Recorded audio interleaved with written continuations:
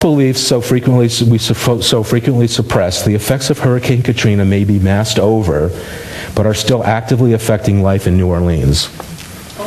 I had to put that in there, so this is some conjecture about the biological machine that's going on there. I had to do it. You good people walked into a biological blender. And actually that made me feel like, you know what, I walk into biological blenders all the time. When I'm not aware and I'm not feeling good about my situation, my life, my wholeness, the whole life is a biological blender. It's just a mix-up that looks probably green and yucky. Thank you, yes. Okay.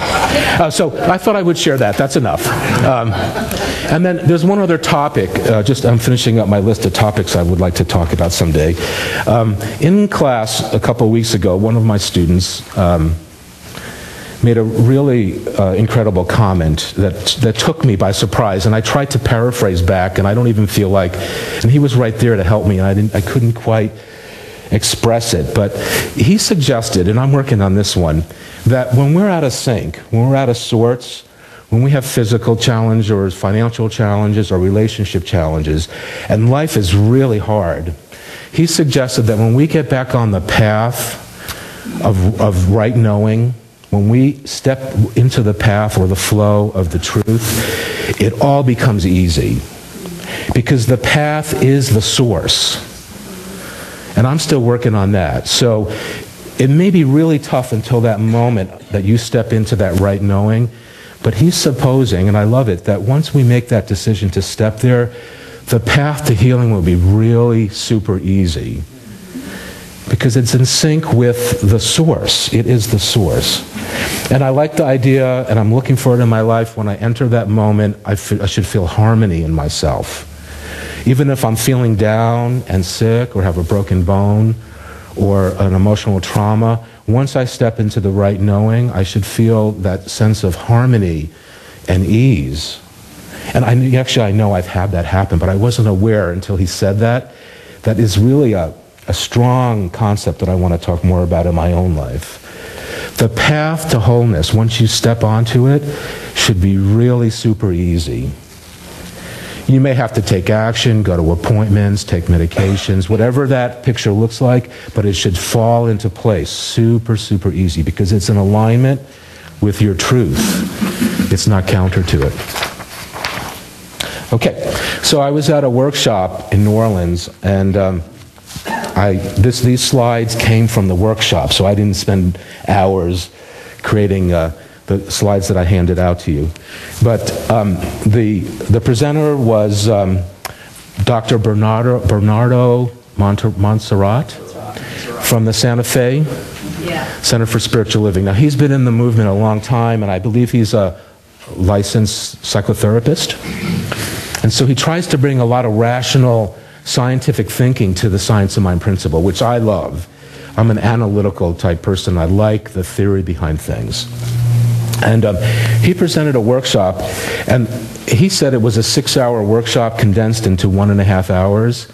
And I'm going to condense what I felt about it into 15 minutes. But I marked the 3 main things that I got out of it that I thought I would try and share with you in just a couple minutes.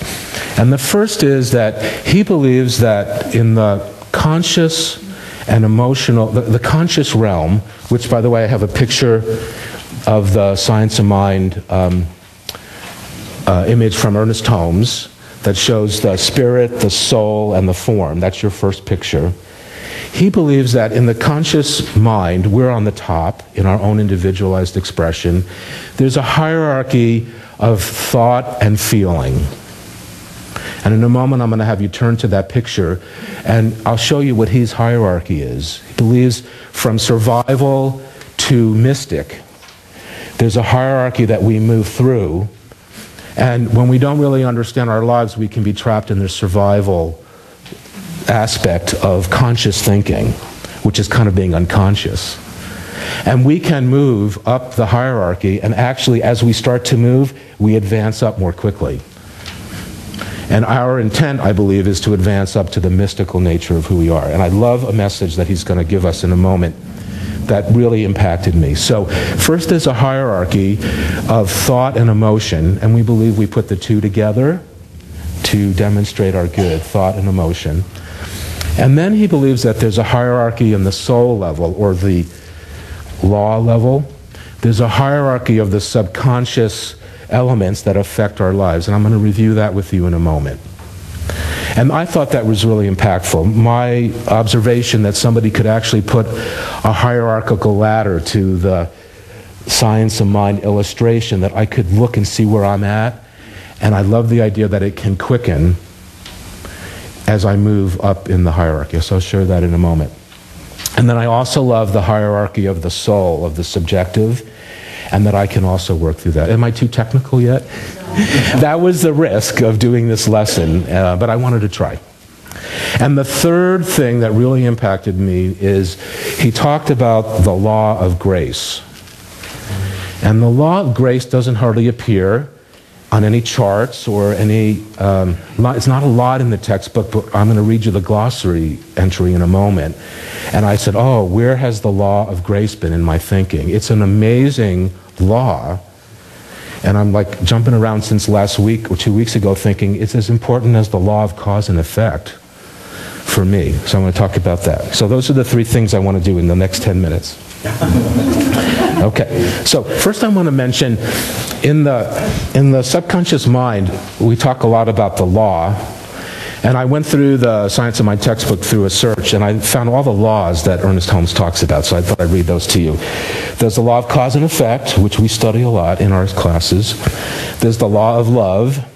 You can probably answer that on a test.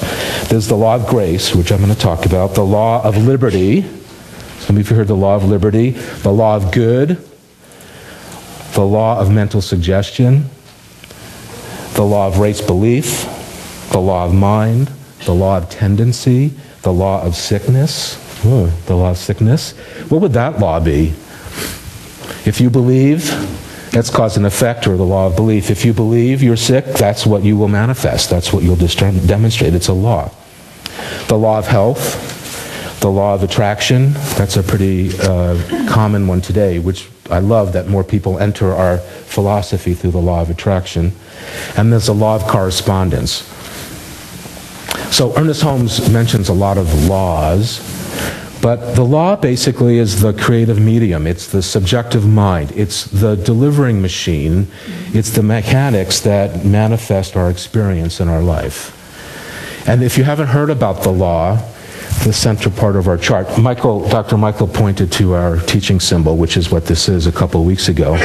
You need to get into class and start studying about the law. So here's the glossary entry for the law of grace. And I hope this will catch you by surprise, and then when you go home this afternoon, you'll pull out your textbook and reread it, and then do some meditation on it, some contemplation. He says, grace is the givingness of spirit to its creation, and is not a special law, but a specialized one. I'll read that again. Grace is the givingness of spirit to its creation. It is not a special law, it is a specialized law. In other words, he says, grace is, but we need to recognize it. It is not something God imposed upon us, but it is the logical result of the correct acceptance of life and a correct relationship to spirit. We are saved by grace to the extent that we believe in it, accept it, and seek to embody it in the law of good. For the law of good is a law of liberty and never of limitation. Limitation is not a thing, but an entity, but a belief. Freedom is a divine reality. So when you think of grace, generally when we think of grace, we think of all the good things that God gives us in life. And Ernest Holmes wants us to believe, and we do, that those things already exist. They are not given to us, metered out to us. Grace is not metered out at all. It is already existing for us to open to. And the law of grace is the law that says everything good